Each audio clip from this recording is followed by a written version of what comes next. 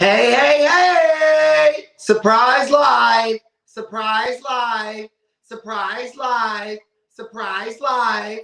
Come on in, come on in, come on in, guys. Welcome back to the King Cain Way TV. It's me, King Cain. I'm going to be joined by a very special guest, a good friend of mine, Cordae Gomes. I'm sure you guys all know him of G Status ATL Hustle Season 1. But he's going to be coming on with me, and we are both going to be doing this review over Chasing LA. There's a lot of things to talk about. Well, not so much, but there is a lot of shit that I'm definitely going to call out because there's weird behavior going on. And when there's weird behavior going on, I have to speak on it. I have to address it. I have to give my opinion. I have to tell the truth. Hey, Bacardi.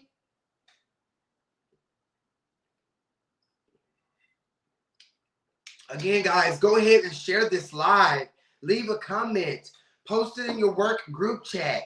Post it on your Bigos. Post it, post it, post it. Share it, share it, share it. My voice may sound a little funny. I hosted an event yesterday and, yelling on the mic and doing the most and turning up and keeping the party going. Okay, black hoodie for me. Okay, sister. I love you too. All my big sisters here. Hey, Alicia. That's my big sister. Hey, Nish. Hey, boo. Yesterday's look was everything. Thank you, Whitney. I had such a great time hosting the Coming to Atlanta fashion show. I'm low-key becoming the king of Atlanta. And it just feels great. It feels perfectly splendid. And pretty much getting booked off of my personality and my energy has been the easiest thing I've ever done. And I'm so here for it, okay? And baby Alex said, hey, babe. Hey, babe. Be good, babe. I love you, babe. Hey, babe. You guys, make sure that you are liking this video, sharing this video. I need everyone to follow me on my social media in the description of this video. Also, it's been raining boots and a bit chilly and storming here in Atlanta. I heard in Texas it was real bad yesterday. So you guys definitely need to get your Pura hoodies on KingCain.co. They're there. You guys already know we get started at the 5-minute mark.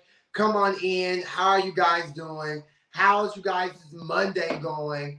Mine has been good. I've been in the bed. I've been laid up. I just been chilling.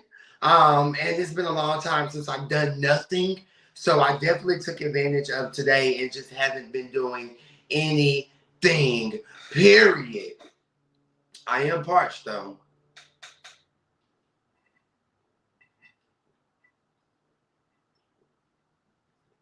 Did y'all watch Chasing LA? Was that shade from the rapper boy, the battle rapper guy? Did he throw shade at Lil Kendra? Is there still transphobia going on? Did Damien come out of the blue attacking Alicia verbally down to the parking lot? Baby, Chasing LA, there's a lot of different characters. There's a lot of different people. So I don't know, but there's just some fugazi that's going on, okay? And we're gonna talk about it. And why is Andre acting like he just got $1 million in the bank? Word on the curb is he was disputing drinks down at the networking brunch that never was. Look, I'm just saying what the people say on the show. I don't know. I wasn't there. I'm literally only saying what the people are saying. Cordae is going to be joining me a little later. He's just going to come on in wherever I am at. But we're definitely going to get into this review, okay? I'm super excited. First of all, shout out to the executive producer, Quentin T. Harris. Y'all already know I love Quentin's neck to head ratio. Is something about this part of Quentin T. Harris that I live for. But shout out to Q. Q sent me a Cash App. Just showing his love and support for my Chasing LA reviews. So I totally appreciated that, but I was going to review it anyway. I get a key out of watching Trace in LA because it's literally don't know these girls, haven't met these girls, never seen these girls. So it's like, fresh thoughts, fresh opinions, and I'm here for it. So without further ado, guys, welcome to the King Cain Way TV. It's me, King Cain. I'll be joined by Cordae Gomes from G Status ATL Hustle Season 1 a bit later on in the review. But for now, we're going to go ahead and get into Chasing Reality presents Chasing LA Season 1 Episode 3. Okay, but first, let me lubricate, bitch, and Poe's voice. And I do believe Poe's comes back on tonight. So you guys make sure you tune in, support our sisters and brothers in the LGBTQ tomato, broccoli, and carrots community, okay?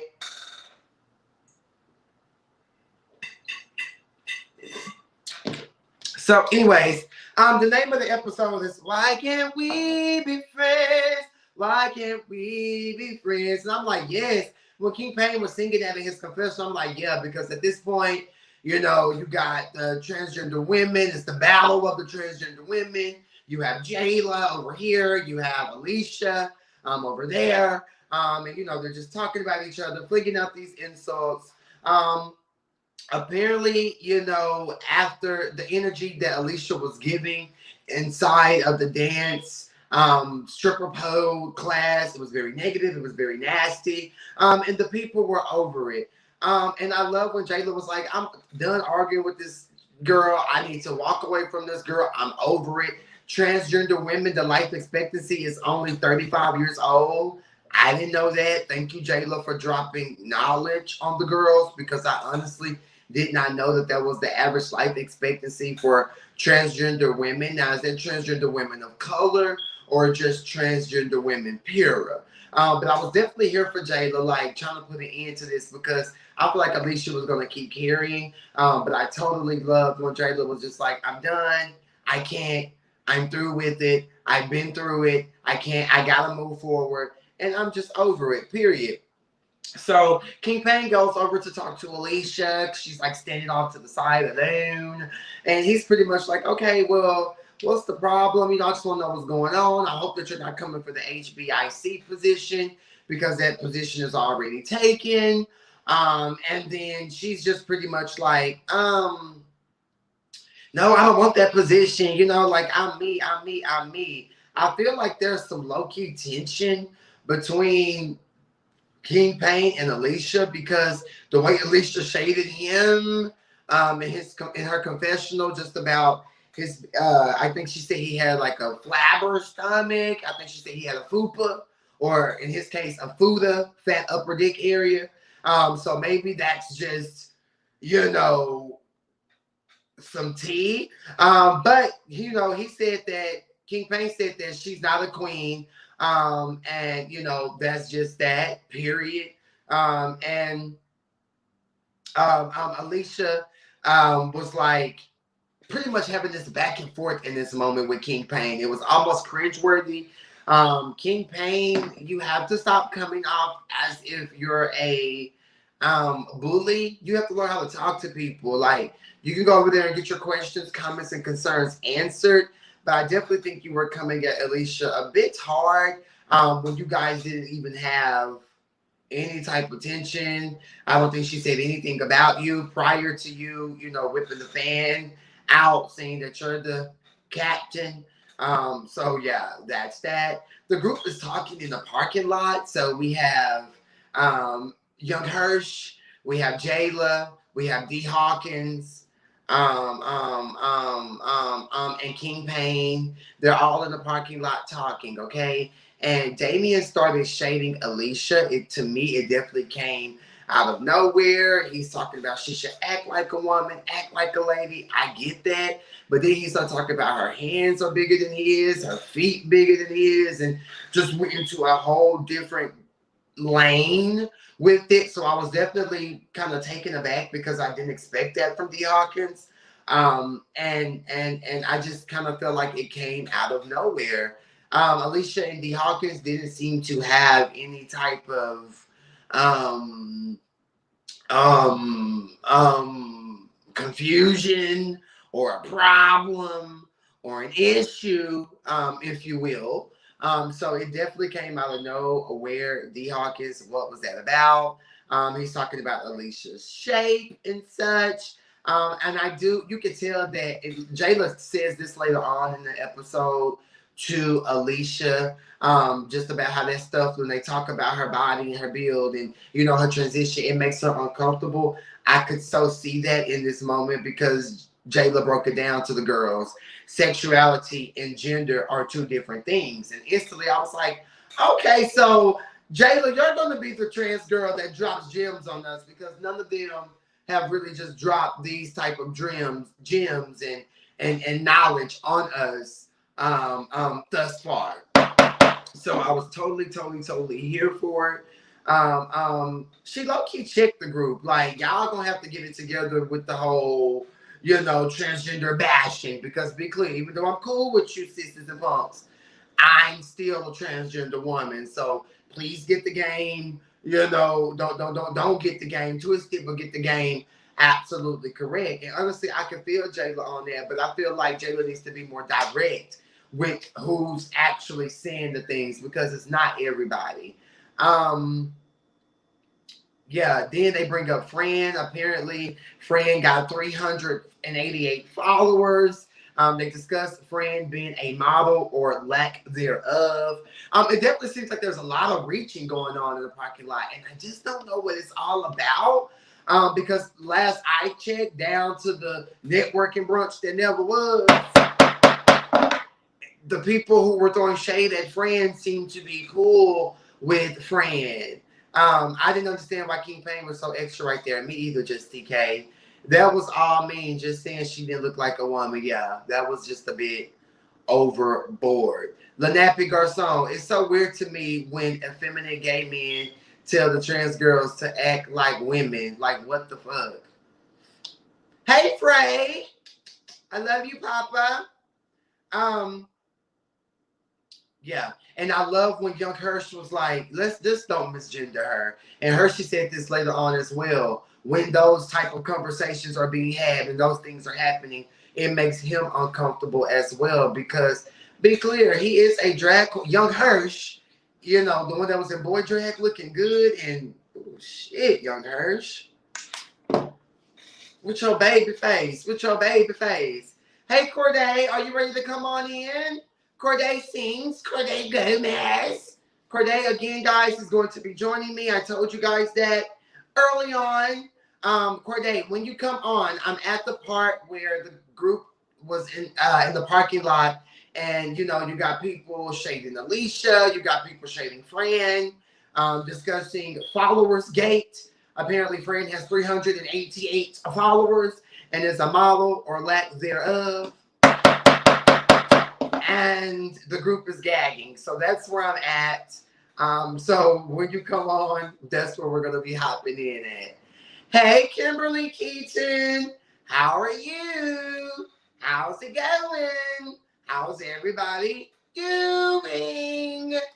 Guys, make sure you are liking this video, sharing this video, leaving your comments, leaving your questions, leaving your concerns. Make sure you guys are sharing this live, okay? We have got to get the word out there. I do see my subscriptions are increasing. So again, thank you to all of my Caniacs for sharing. I can't do it alone. You know, I can only promote so much. There's more of you than there is of me. So please continue to share. I totally appreciate it. Okay. Thank you guys for the cash apps you guys are sending. I appreciate it. I love you guys so much. Do you know in Chronicles of Kim K? Oh, okay. I'll pay more attention now. I love when you guys follow me on Instagram. Cordae, are you ready? I'm going to see you behind stage, so I'll just keep going, and you'll just come on in, okay?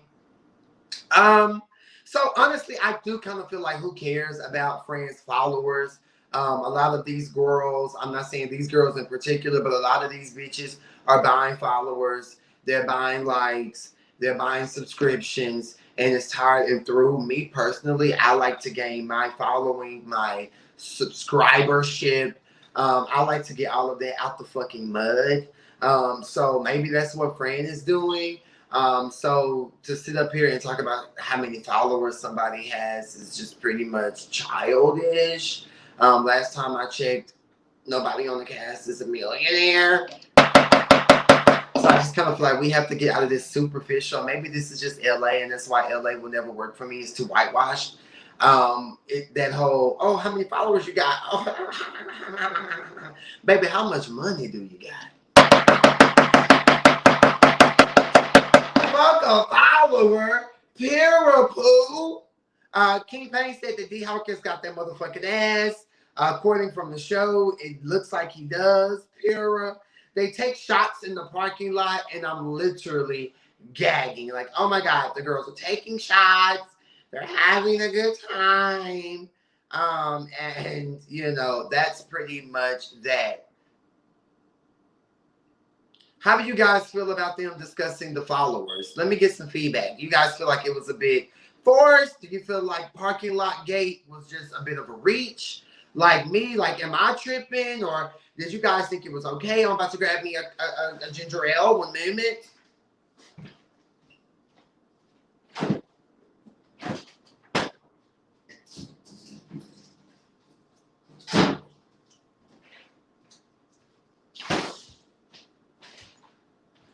Did you guys feel like it was overboard? Like, honestly, because I just kind of felt like it was just a little bit all over the place for me.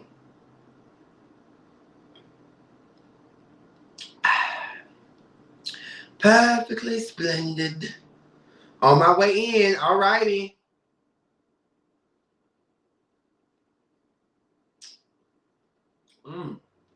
Delicious.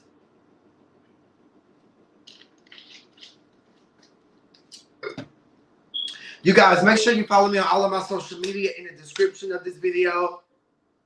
Make sure you purchase you a Pura hoodie on KingCain.co. Again, thank you guys so much for the love and the support. I honestly, truly appreciate it. Again, my Caniacs, I'm not here, and y'all are here. We're right here. There's an equilibrium. Y'all are me. I am y'all, okay? I'm just waiting on Cordae to get situated and come on in. Guys, please share this live, share this live, share this live. I need as many people as possible to know about this goddamn live and know about my personal feelings, my opinions, what I'm getting, you know, and so forth and so on, okay? Next we see Andre, okay? The next scene is Andre. He's a working girl. He goes to his friend's showroom. The guy, I believe his name was Adolfo Sanchez, and he's a designer. He's in LA. He has a his little studio, showroom, and I'm here for it. Apparently Adolfo Sanchez was on like a Netflix series about designers and fashion. So yes, I'm here for that. They ganged up on old girl. Nikki Q said y'all ganged up on old girl. Period. Yes, Nikki Q. Fran arrives. First of all, when it comes to Andre and Fran, I love this freaking frack type of situation. I'm here for this freaking frack type of energy. I'm here for this whole freaking frack type of momentum. I'm really here for Fran and Andre as a duo. Okay, guys, I'm gonna go ahead and bring Cordae on. I see him. He's behind the scenes. Yes, outfit. Yes. You should play with that boy. He's not one of them. Yes, hat. Hey. I'm mad at you. I was on my way to your house. Oh, yeah. For some reason, I just thought that we were going to do virtual. I don't know. That's cool. But, you know, you're always welcome at, you know, the King Can't Wait production studio. Yes, I got, like, champagne and, you know, I go. Oh, my goodness. I guess I just missed out. Yeah. How are you? I'm good. Sorry. Get back to the screen right now. Guys, I'm joined now live by Cordae Gomes, aka Cordae Sings, formerly of G Status ATL Hustle Season 1. Now he's in fashion. He's working on set with the stars, honey. And we are here for it. So, Cordae, welcome, welcome, welcome. Can you tell us about your look? Oh, this is just a little Black Panther love, you know. Black Panther tees, Wakanda tees. Yeah, crystal, you know. To keep the energy away. Honestly, it's nothing. I had a meeting like way earlier, and then I was gonna come to your house right after, but I rushed home and jumped on. So thank you for joining me. Of course. So did your meeting go okay? Yeah. Great. So you just make sure you're available. Huh? You just make sure you're available. Okay. Look. I'm sitting on ready. Capital R. Period. It's time. The time is now. So anyway, guys, we are here. I'm joined by Cordae Yummy. He has champagne. You know, he has this Black Panther look on. And we are reviewing Chasing LA Season 1, Episode 3, okay? So, Cordae, I'm at the part where Fran and Andre, they're at the Friends showroom. The Hispanic guy, Adolfo Sanchez. Yeah, I watched that. And they just pretty much sitting there, they're talking, they're kikiing, and Fran opens up about his relationship and, you know, how he has an open relationship, but, you know, there needs to be boundaries and rules. Apparently, the bedroom isn't open, but only the relationship is open. And, you know, he called a dude at the house. So what's your whole take on that? How do you feel about that?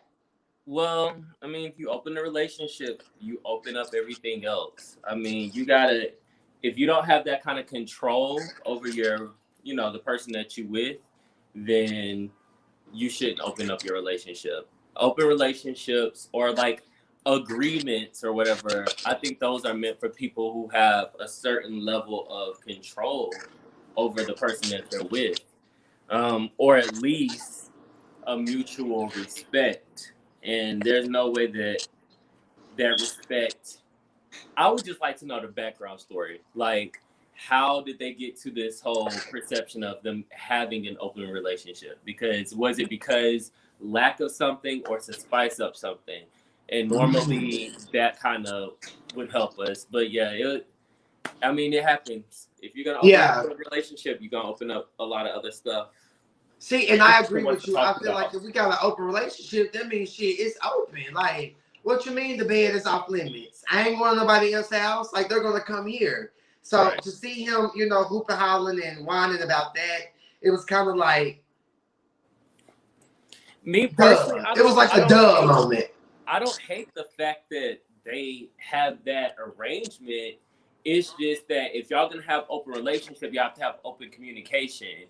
And we don't know the background, which we'll get into how I feel about production in general, but we don't know the background to know if, you know, their agreement was you can't bring people to the house, or we have to be with those people together, or, you know, certain parameters that have to be set when you open up a relationship. Because really, open relationships, in essence, on a deeper level, for me, it's not about actually like having an open relationship and being able to have fun with other people. It's about a deeper connection of saying, now we get to communicate on a deeper level and have an understanding, you know. And obviously they weren't there yet. So you can't take a relationship that's on the outs and then try to say, let's open it up, and then not expect somebody not to be in your closet. Exactly. Oh, and did he say that the Lord was hiding in the closet? In the closet. I said, baby, not trapped in the closet. She's in the closet. I said, girl. Oh my God, I'm so tan. What type of... Oh, how was Miami? It was good, but I'm like tan. Do you see how tan I am? Yeah, it's like a brown cinnamon roll. I feel like no offense, I feel like an Indian, like a dark Indian. Like the ones at the gas station? So Andre invited Fly King I. So we see Fly King I. He's walking up. You know, production did this big grand entrance. Honestly, I was underwhelmed. He's a rapper. You know, he's rapping. He's a bit off key to me. And he says that he brought up Lil Kendra in her jail, and you know, he tried to say that it was an honorable mention. And you know, for me, it just kind of seemed thrown out there all over the place. Get your bars together. You know, you were going to try to rap, you know, in your confessional. His rap didn't really have like a specific flow.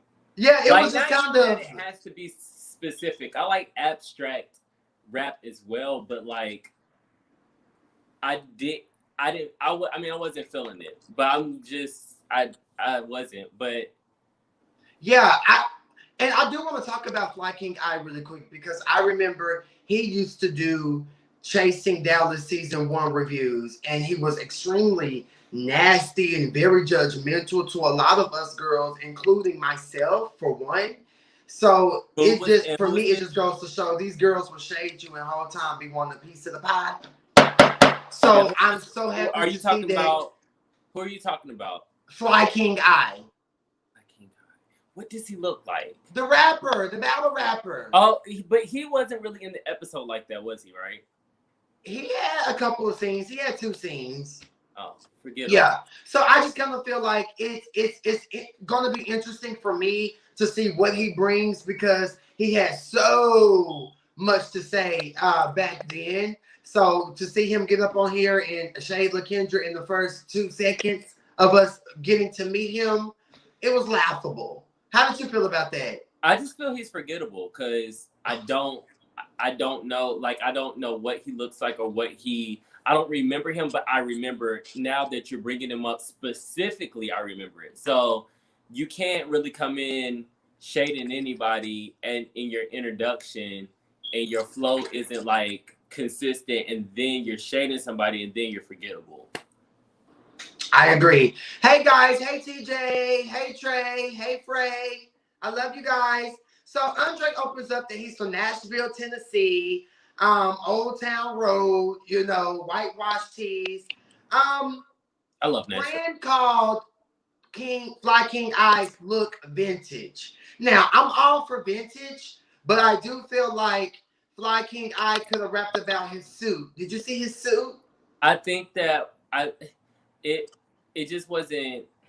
I'm overseeing these generic, like, it wasn't really fashion forward. It was just like, it looked like a set, like just a generic set. That I like outfits in fashion, like that's why I like you, like that. It looks like you literally just put it on and it happened. And right. I feel like he got ready for the scene, and that to me was just, it didn't look good. I just think it was just a little bit all over the place, honestly. Yeah. Forced. Yeah.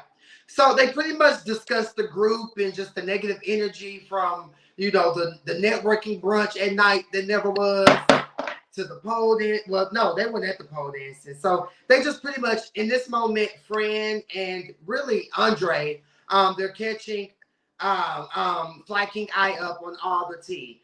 And I like Andre a lot. I do feel, I love when he was like, sometimes his energy and who he is, and what I give is what I get. It could be polarizing for people. I love that moment. They talk about the fact that they like Jeremy Copeland. They call Alicia Banana Boat because she has big feet allegedly, and she had the yellow dress on down to the brunch. They talk about Coatgate, just about how Alicia threw out those allegations about the girls being on coke, and we all know I'm not here for drug allegations. They talk about Jayla being wishy-washy. Jayla is super, super young, so I kind of feel like, of course, they're going to be a bit wishy-washy when they're young like that. And they also discuss King Pain, aka Missy Elliott Gate. And they talk about his big black bubble vest that he kept wearing. They talk about Sissy Gate, about how King Pain called Andre a sissy on his Instagram story. So Andre is just pretty much going off, going in, cheek, cheek, boom, you know, doing a whole lot in this moment. So what are your thoughts? Do you feel like they were like putting bad thoughts about these people in Fly King's eyes, ear, or do you feel like they were just telling shit their experiences with these people? Can I give an overall perception? Yeah, have at it. Because I think that's the only way that I can understand it, or like answer the question. I feel like out of everybody on the cast so far, as it pertains to the question that you just asked, I feel like Andre is probably one of my favorites so far. I feel like he kind of really does have it together, and he's not afraid to like talk about, you know, the fact that he has it together. I think the super fly, what's his name?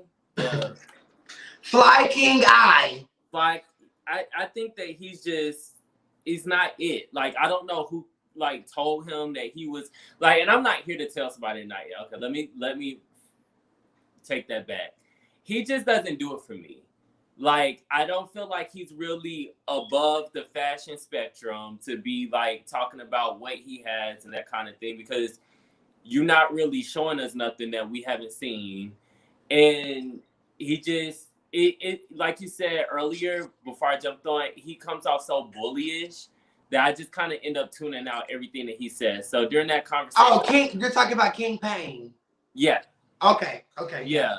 But Andre, the one who said that he looked like Missy Elliott or whatever, I feel like he was in his right to say whatever he wanted to, because I feel like he can back it up. I feel like he has the mouth, the class, and he has a really good look to go with it. And it doesn't seem like he's not working for whatever it is he's doing.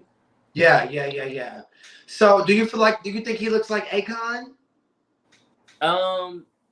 I don't think he looks like Akon, but if he did look like Akon, that's a compliment. Akon actually used to live in my last building, and he's very, very gorgeous. Yeah. But I think that Andre's a gorgeous guy. Like, every high fashion black model has that same look. He has a very it's the jawline for me. Yeah, it's the skin color. It's the jawline. I don't know. I like him. I like him a lot. I think he's dope. I love it. So, how do you feel about King Pain's name being close to my name? King Pain. Like, is that a little weird or what? It's definitely a little weird. But honestly, this whole series is just a little weird. It is. You said you were to talk about the production, so go ahead and speak about the production and everything. Well, I think the whole series is weird, and it's so funny because like normally when Imani Van Zap gets on like a screen, I'm just kind of like, girl, you're not the say all be all. Like, stop trying to internalize and therapeutic everybody. But I actually like really agree with what she be saying. Like, the series doesn't make sense, and there's a certain brand that goes with Los Angeles and Hollywood that I think is important to uphold. And when they put this out there, it just really didn't live up to that standard. And yeah, people are gonna be like, well, you can't say what the standard is. You're right, I can't. Fuck it. But what I am gonna say is that there is a particular standard that you think about when you think about LA, when you think about Hollywood, and they are nowhere close to it. This is honestly one of the worst reality web series I've seen since your first season. Chasing Down the second season, I liked. First season, I couldn't even watch it all the way through. Mm-hmm. But it just seems like a big it just seems like a big ghetto mess. Like, there's no storylines. Everybody's arguing the whole time, and I just expected so much from it, because like I even wanted to be on it. Like, when they were first like casting or whatever, I wanted to even audition because my plans were to move to Los Angeles. I remember you were telling me that. Yeah, but I didn't move there, And I just thought that was gonna be a lot more because Q was you know, developing the show. So just kind of judging like, which I shouldn't be judgy, but this is a review. That's what we do. Um, I felt like it was gonna be so much more. Like I'm not totally against drama, but like I want to see just as much of Hollywood as I see the drama. At least have like a cast full of like gorgeous Hollywood guys. And it's just like they found anybody they could find that would do the show or anybody that had a ride to set and they did it. Like it doesn't like none of the characters match. Like Jeremy Copeland does not, in my opinion, fit in that group because he's well beyond established. You know what I'm saying? And so he's always gonna either be quiet, absentee, or people are gonna come for him just because of that. Yeah. Yeah, because and- right now I'm a little bored with Jeremy. And it's probably because he is being quiet because he's like, I don't fit in with these girls. Maybe that's the tea, you know? But I definitely agree with Imani this episode. They need to get it together. Poo, okay? So let's move on.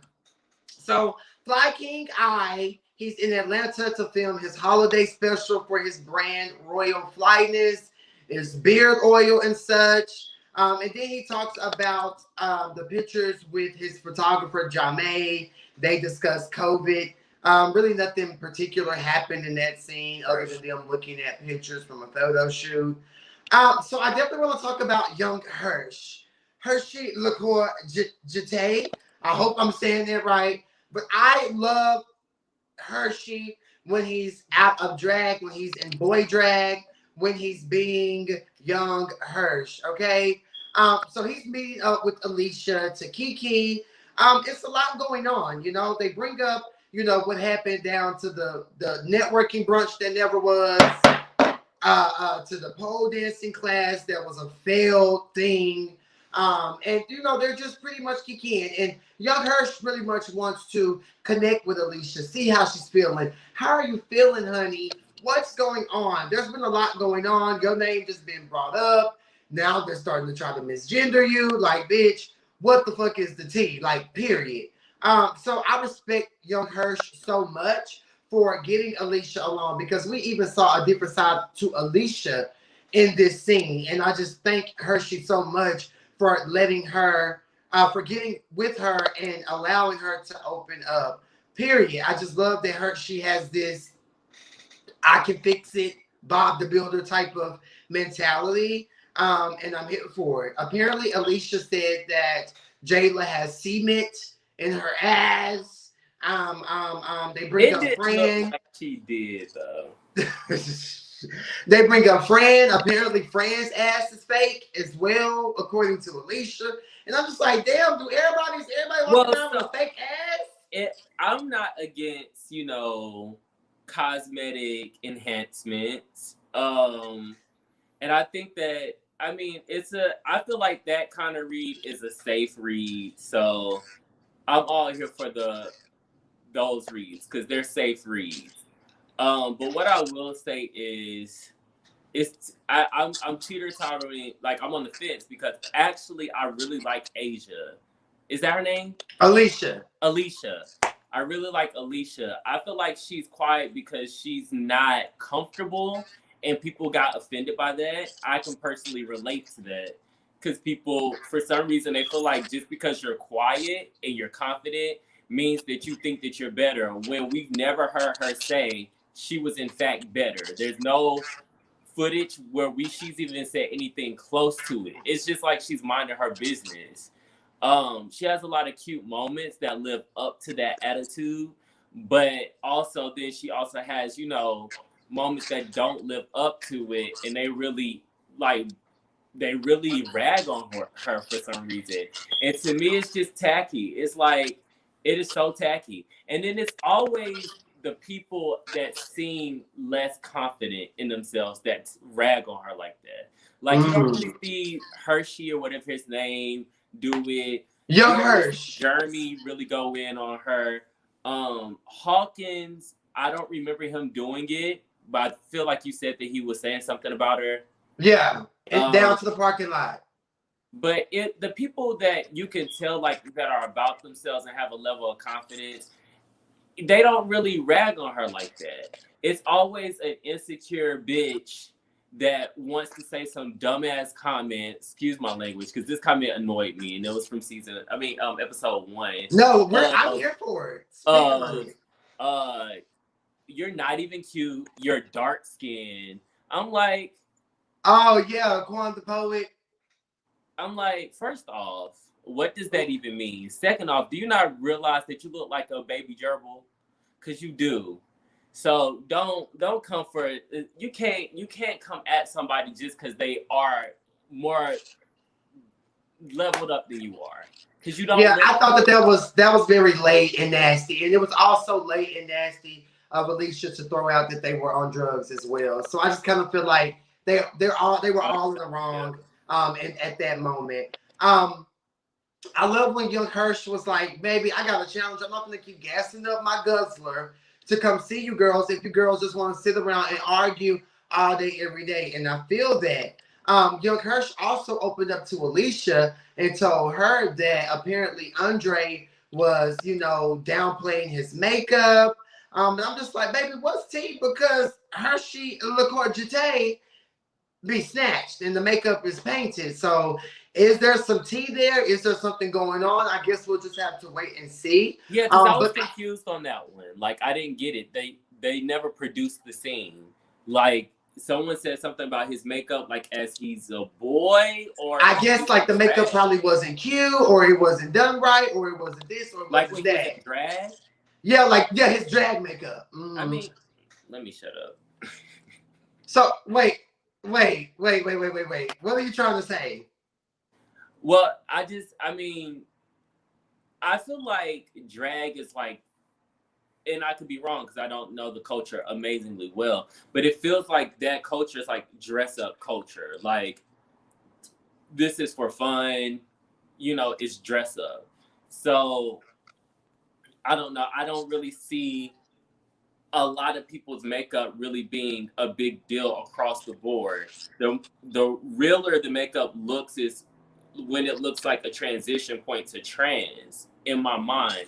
So it's kind of like, if she's a drag queen, then it would be normal for her not to look like perfection in drag. I mean, and granted, there are some drag queens that look great, but I just don't think that's the point, in my opinion. It's meant to entertain, would you say?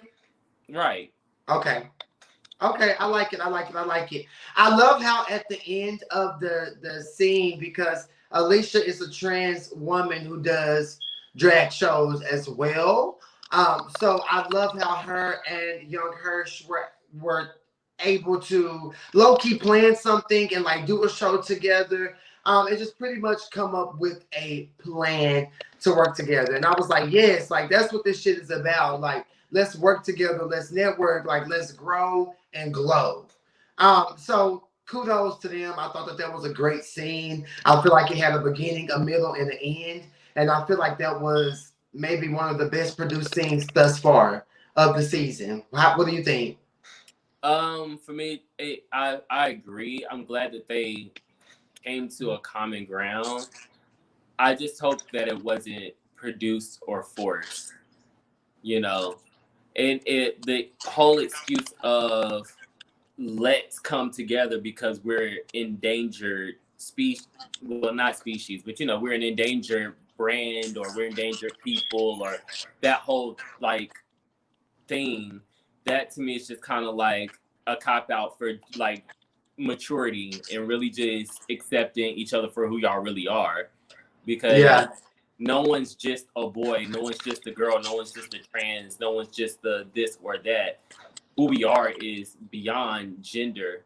Yes. And I just think that whole thing to me, and I think maybe it's just my, like when I'm watching it now in general, everything just seems so generic and already done, and the envelope is never being pushed. So it just seems like that same energy storyline of trans women are this and that and other. And honestly, they've gotten, trans women get a lot more notoriety in Hollywood than gay men do. So they're on major shows half of the time. Like, Yeah.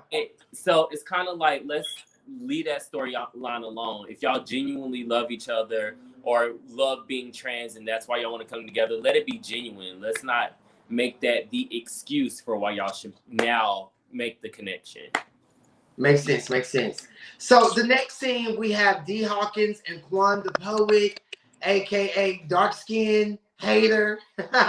They're having a fashion shoot, and it's the makeup for me. The makeup is a bit heavy. The makeup is a bit much. The girls are painted, painted, painted. But I do want to say, you guys, please go and support Quan the Poet at quanthepoet.com. Go get his shirts, his masks, etc., etc., etc.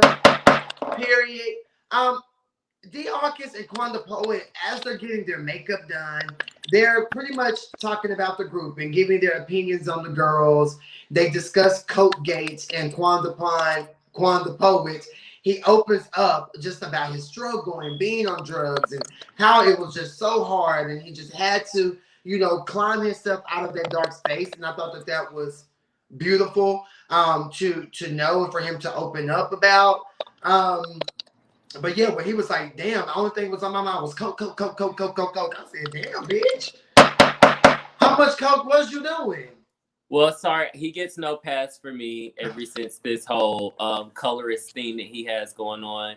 He's very insecure, and there's not enough makeup in any of those brushes that can make him look better than what he looks like. Do you feel like the makeup was heavy? It was horrible on both. Yeah, I hated it. Yeah, it was heavy. I don't know what brand they were using, but it was crusty. But Yeah. I do love the fact when Quan said that his brother passed away, and that's what opened his mind and changed his mind. And he has been 2 years clean. So Quan the Poet, stay on this sobriety path and move forward. D Hawkins feel like it was just very reckless for Alicia to throw that out. And he just feels like you have to give respect to get respect. And again, I already spoke on that, but I do feel that to a certain extent. They relate on past drug uses, the fact that they didn't have no dad growing up, and D Hawkins opens up about me being molested. And see, and this is where I have to read and roast the older people when we were children. Keep y'all motherfucking hands off these kids. Like, period. That's so nasty. You got niggas like me who willing to give it up for the free, but you want to go touch on a child. I don't like it. I'm not here for it. I absolutely despise it. And D Hawkins, I believe he said it was someone that in his family, someone he was close to that was doing that. So all I gotta say is hide your wives, hide your kids, and I thought it was because this pedophiles is out there. And this might be a kiki, but that's real talk. That's real shit. That's the truth. Hey, Gemini. Hey, Millie Mill. So I just kind of feel like, come on. Didn't he say that it was a female, though? Huh? Didn't he say it was a female? Yeah. Okay. So that's just kind of like, yeah, man or women. It's some fucked up pedophile men and some fucked up pedophile women. Like, that shit go hand in hand. I think Pearl said it was too much black trauma in the scene. I was just about to say that. I think that we gotta, as producers and directors, it was long as fuck. The scene was long as fuck. You gotta know how to develop storylines, and when you put two traumatic situations in one scene, it really diminishes the seriousness of both situations. It's like a negative plus a negative. It kind of cancels out, the trauma. And so only thing that we heard was two people telling a generic story versus like a personal story. Like, you gotta give people those moments for themselves. It's kind of like if I come to you, Cain, I'm like, oh, guess what happened to me today?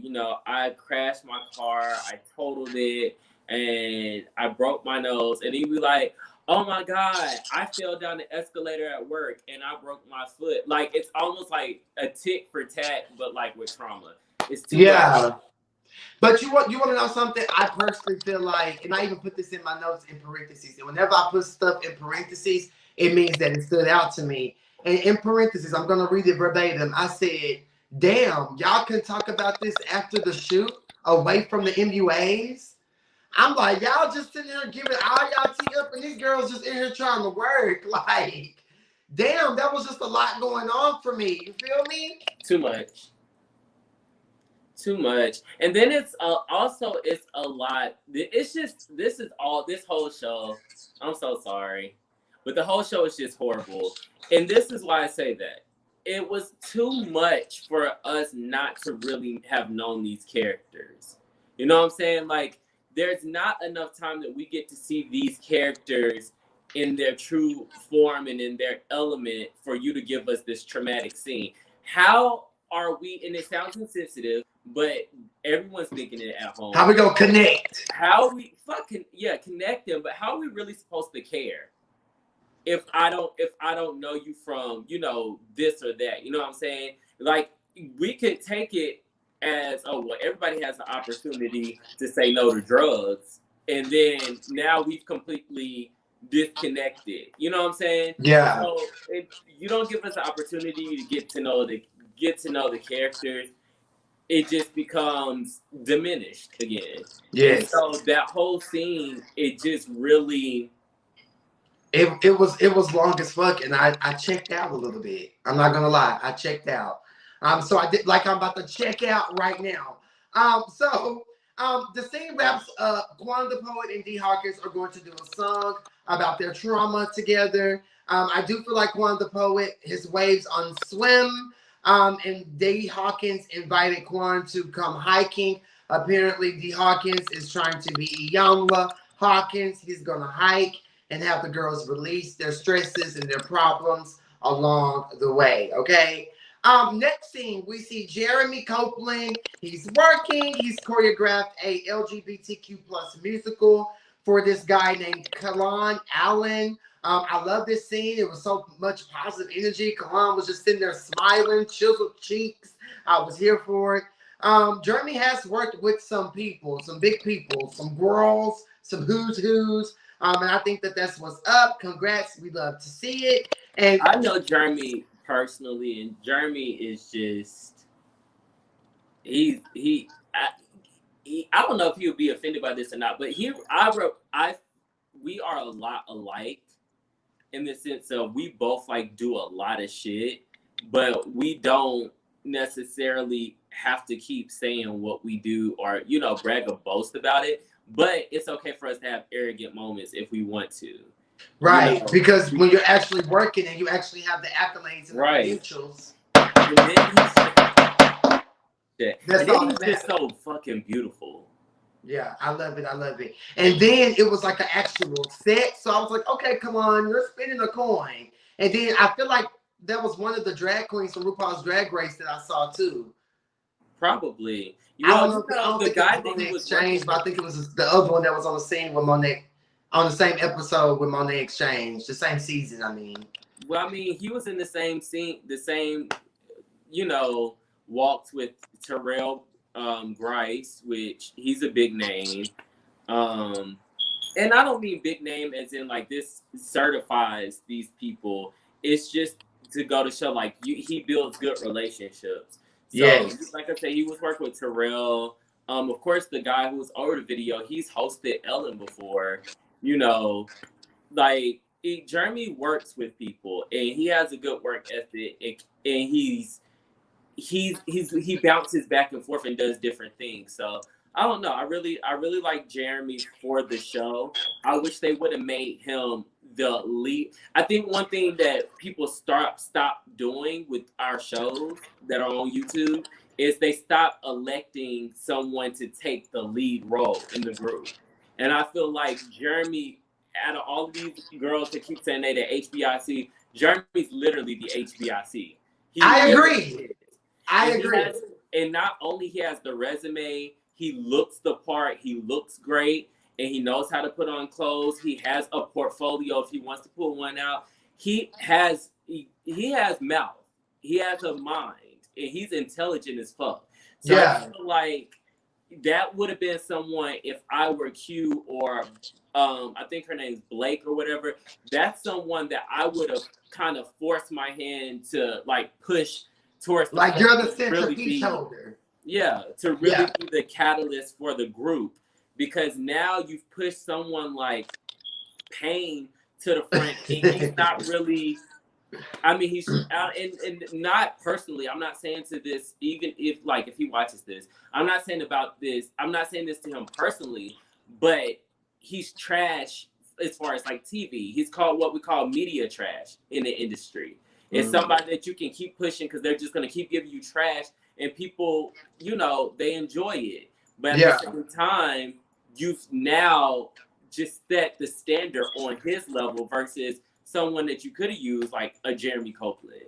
And it just... I agree. But you want to know what? I feel like Jeremy probably wasn't really comfortable around the camera. Well, I know he's comfortable in front of the cameras, but I think that his personality is probably so chill that it was probably hard to force him and get him to do that. But I do feel like this thing that him and D Hawkins are going to have going, I think we're finally going to be able to see that switch and be able to see him, come out a little more and potentially probably take that lead role moving on.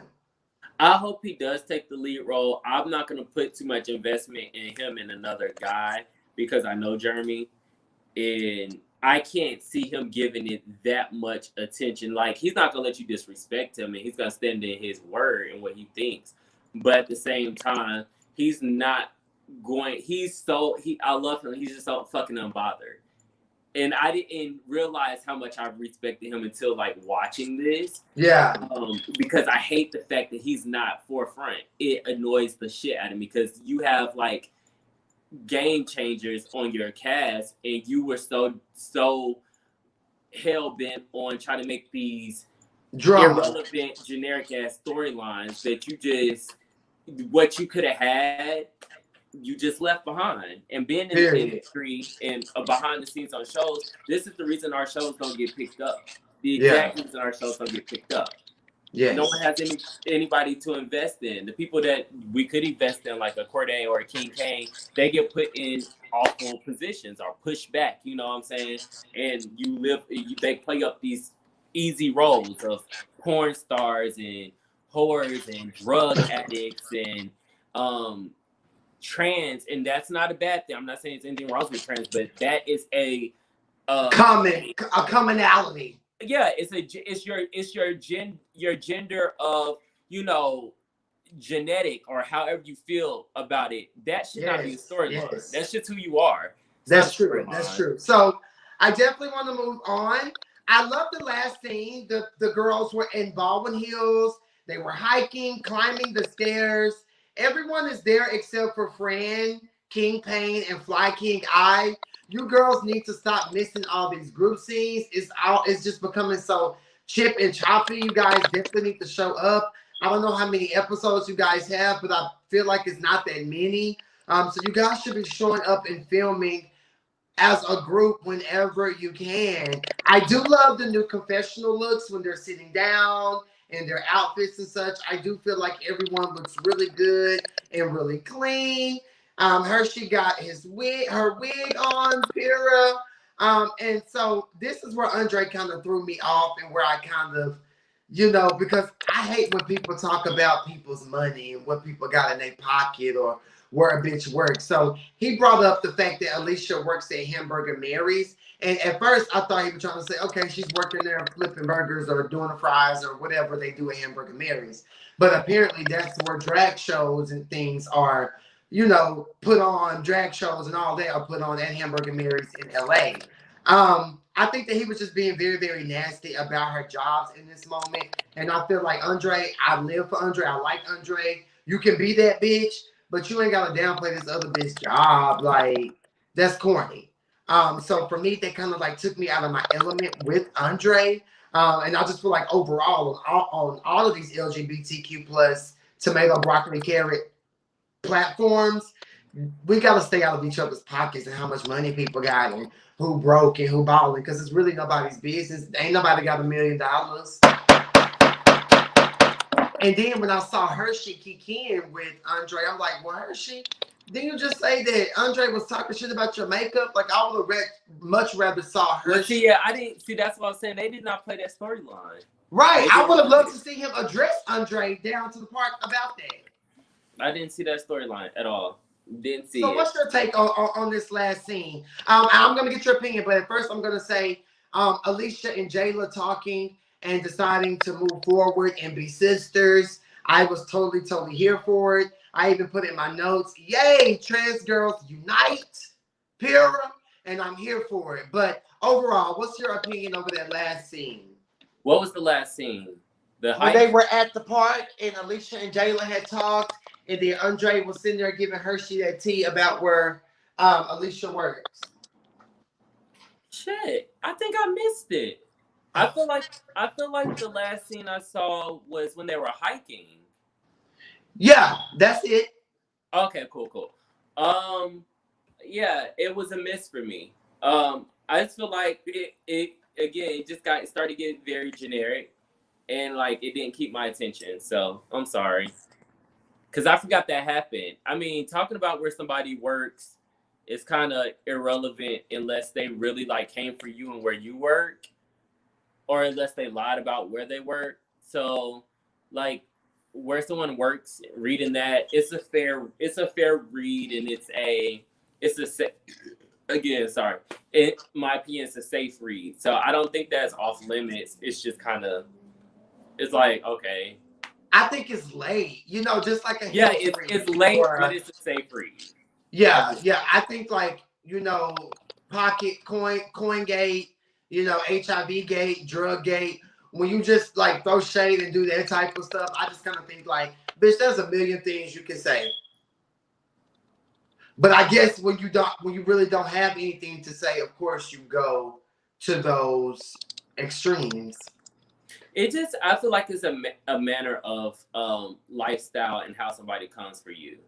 Yeah. Like, hey, Kevin.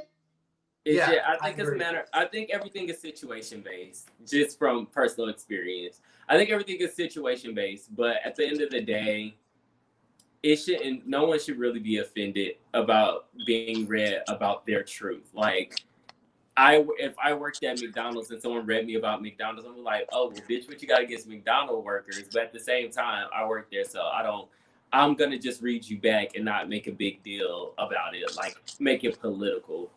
Yeah, like, bitch, let's talk about where you work. Exactly, yeah. Or let's talk about your outfit. Or let's talk about, there's different things. Right. And I just feel like these girls, like, they need to get witty characters and stop casting these people who just gonna say the normal. Like, we need some iconic one-liners. I haven't heard the same thought process. Right. I haven't heard the iconic one-liner yet. Right. Like, I was excited to get on here and review the show with you, but like, I think I just wanted to get on with you because now that we're reviewing the show, like, honestly, it ain't really shit to discuss when it comes to. And that's what Imani be saying. Yeah, and that's what I'm saying. And that's why I'm like, okay, yeah, this is that was it. The park was it. Yeah, like, now that we kind of talking it through, I'm like, well, shit, nothing really happened. Everything's very generic. No one's really worth talking about except maybe two people. Like, it's starting to like become reality. So yeah, and come to fruition. Like, child, this is right. What's going on? But you know what? The real tea, I'm gonna keep watching and keep reviewing because I love Q. I've never met Q in person, but I like Q. I like his neck to head ratio. So I'm gonna keep supporting. But is there anything else you want to say? Can you let my Kenny X know where to come follow you, support you, let them know what you got going on and all that good shit? Well, personally to Q, I don't have anything against Q personally. Q knows I love him, I adore him. And I know that this process can be a very, very hard process. I produced the show myself, but unlike Q, when I saw the show was trash, like when I went back and watched it, not that the cast was trash, just like the storylines and stuff didn't really develop the way I wanted it to. Was it entertaining? I said, oh, I'm gonna pull the plug. I was boss enough to pull the plug if it did not work. I just feel like he should have probably reviewed the show before he put it out there, because it is underdeveloped. So that's really it as far as that. Shout out to Jeremy Copeland. I love Jeremy. I know We know you love Jeremy. We got very that. well. I love Jeremy. Hey, Jeremy. Like as a friend. Yeah. Other than that, thanks for having me, Cain. No problem. I look forward to continuing this and working on that other tip. So I'm here for it. Thank you so much for Yummy. Yes, and I'm on social media everywhere now, officially as Cordae the Creator, and that's it. Thanks for having me. All right, guys, this is our review over Chasing Reality presents Chasing LA, Season 3, Episode 1. Hopefully it gets better with time. Peer and we out. Bye, Cordae. Bye.